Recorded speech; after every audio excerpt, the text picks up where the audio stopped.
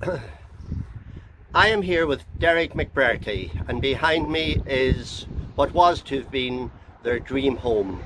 A beautiful house set just outside of Bruckles, looking out over the beautiful countryside, and the sea is just over there.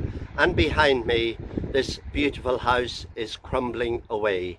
The cracks are there for all to see, and in a very short space of time, it would completely collapse. They have no alternative but to demolish it and rebuild. And that's why I want you, Derek, please, to explain to me about the redress.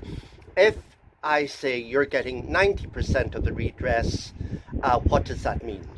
Basically, no, what that means is you'll get 90% for full demolition of 275,000, which equates to 247,000.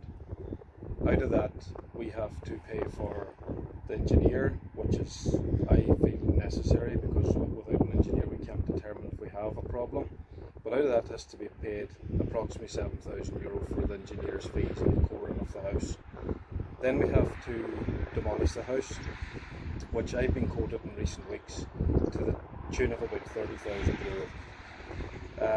We also then have to find a place to rent for our home, but also this is a big house with it fully finished. I need somewhere to save the furniture, the internal doors, things that I don't know if we're going to be covered or not. I have to find dry storage that's going to cost money to rent. So between all them things, you also have an ESB cost, etc. But between all them things, you're looking at being left with around €170,000 to start from the ground up. Now, I built the house in 2008 and 2009. At that time, yes, you'd possibly build a house for 170,000. Would you finish it? Absolutely not. I have this house completely finished. I've recently done the tarn outside, and people would ask you, why did you do that? I was like a lot of people.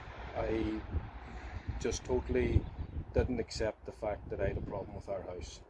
And I think that people that have the power to give us a proper redress need to understand that nobody here is looking as this being part of a plan to gain. This is not what I wanted. When I decided to build this house in 2008, I did not want to have to knock it in 2021. It was never our plan. I've continued to pay my mortgage, and I have a mortgage left to pay, and I hope someday that we're back here with the house the same way as I have it today. It's not a mansion, it's not White House standards, but I have a nice standard, I have a nice taste, and I want the same again. I've worked hard for it, and I think it's only right that we get back what we've put into the effort of the house. And you said to me, Derek, earlier that when you get that call and you're told basically your house has to go, you described it as being almost like a family bereavement. Yeah, like I explained to you that Christmas 2020, the weeks before Christmas, an engineer came out here and he politely told me, don't spend any more money in your house. He says, look, you have a block problem. We don't know what it is yet till we get the samples back. The coring wasn't done at that stage, but you can prepare yourself for the worst, and you can do that. And over the months that has been in the past, the summer and that, and we're away different days, and you're looking at houses and you see other people in total distress about this, and you're thinking, you know, I'm handling it, I'm managing. A couple of weeks ago, I had a phone call from him, and it was clarified at that point that look, there's no other option but to completely demolish the house to the foundation. The dead work, the outer leaf, the inner leaf, everything has to go. And I can't explain to people what that was like that day, because at that point there's no other option in your head. You've no other thinking about, well, maybe or possibly, or we mightn't need that much. Yeah, it's like being told a family member is terminally ill, because at that point there's no other thing.